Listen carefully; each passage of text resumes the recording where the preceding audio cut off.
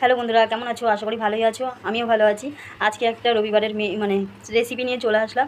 তো আজকে করবো হচ্ছে কাতলা মাছের ভাপা। তার জন্য আমি অন্যভাবে করব। তার জন্য আমি কী কী নিয়েছি দেখো। এই যে কাতলা মাছ, এখানে চাল মগজ নিয়ে নিয়েছি অল্প, এখানে সর্ষে, এই যে পোস্ত, কাঁচা লঙ্কা, কাজু বাদাম। তো চলো, আমি মাছটাকে ভাজবো না, মাছটাকে কাঁচাই করব। তো আমি মশলাগুলো করে নিয়ে তারপর ফিরে আসছি। তোমরা পুরো ভিডিওটা দেখবে, কেউ স্কিপ করো না। তো এখানে মাছটার মধ্যে আমি একটুখানি লেবুর রস মাখিয়ে রাখবো, কারণ আসানি গন্ধটা কেটে যাবে।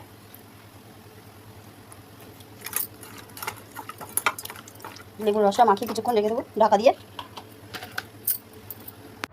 এই বাটিটার মধ্যে আমি এবার ভাপাটা করবো, তার জন্য দেখো মশলাটা করে নিয়েছি। এবার বাটিটা নিয়ে নিয়েছি। তো এবার মাছগুলোকে, লেবু মাখানো মাছগুলোকে আমি এর মধ্যে দিয়ে দিচ্ছি। তো এবার লেবু মাখানো মাছগুলো এর মধ্যে নেওয়া হয়ে